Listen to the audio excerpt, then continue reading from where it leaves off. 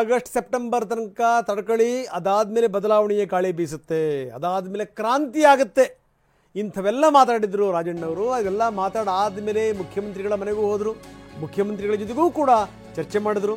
ನೋಡಿ, 2013ರ ಸಂಗತಿ ಬೇರೆ, ಈಗಿನ ಸಂಗತಿ ಬೇರೆ, ಇವಾಗೆಲ್ಲ ಪವರ್ ಪಾಯಿಂಟ್ಸ್ಗಳು ಜಾಸ್ತಿ ಆಗೋಗ್ಬಿಟ್ಟಿದೆ ಅನ್ನುವಂಥ ಮಾತನ್ನು ಕೂಡ ಅವರು ಹೇಳಿದರು. ಹಾಗಾದರೆ ರಾಜಣ್ಣವರ ಮಾತಿನ ಮರ್ಮ ಏನು? ರಾಜಣ್ಣ ಒಂದು ದೊಡ್ಡ ಚರ್ಚೆಯನ್ನು ಹುಟ್ಟುಹಾಕಿದ್ರು. ರಾಜಣ್ಣ ಹೇಳಿಕೆಯಿಂದ ಪಕ್ಷದ ಒಳಗೆ ಮತ್ತೆ ಹೊರಗೆ ಹಲವಾರು ಚರ್ಚೆಗಳು ಶುರುವಾಗಿದೆ.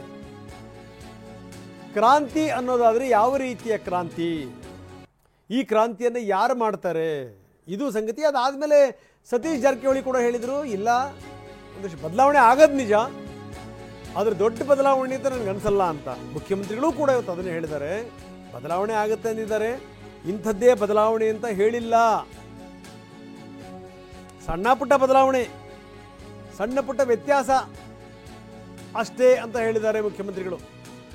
ಸುರ್ಜೇವಾಲಾ ಬೆಂಗಳೂರಿಗೆ ಬರ್ತಿರೋದು ನಿಜ. ರಾಜಣ್ಣವ್ರ ವಿಚಾರಕ್ಕೆ ಸಂಬಂಧಪಟ್ಟಂಗೆ ಚರ್ಚೆ ಆಗುತ್ತಾ ಗೊತ್ತಿಲ್ಲ. ರಾಜಣ್ಣ ಸೆಪ್ಟೆಂಬರ್ ಕ್ರಾಂತಿ ಬಗ್ಗೆ ಸಿಎಂ ಕೊಟ್ಟಂತ ಪ್ರತಿಕ್ರಿಯೆ ಏನು, ಬನ್ನಿ ನೋಡೋಣ.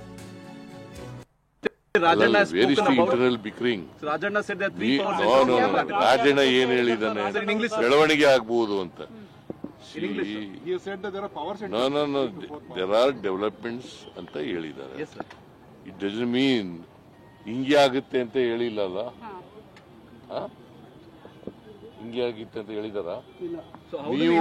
ನೀವು ಊಹೆ ಮಾಡ್ಕೊಂಡು ಹಿಂಗೆ ಬರೆದ್ರೆ ಏನ್ ಮಾಡಕ್? It is better to ignore it. Better to ignore it. ನಾನು I am not a journalist. It is deserve to be ignored. ಇದು ಮುಖ್ಯಮಂತ್ರಿಗಳ ಮಾತು. ನಿಮಗೆ ಬೇಕಾದ್ರೆ ಇಗ್ನೋರ್ ಮಾಡಿ, ನೀವು ಬೆಟರ್ ಟು ಇಗ್ನೋರ್ ಇಟ್ ಅಂತಂದು ಆಮೇಲೆ ಹೇಳ್ತಾರೆ I am not a journalist ಅಂತ. ಕರೆಕ್ಟ್, ನೀವು ಜರ್ನಲಿಸ್ಟ್ ಆಗದೇ ಇರೋದಕ್ಕೇ ನೀವು ಇಗ್ನೋರ್ ಮಾಡ್ಬೋದು.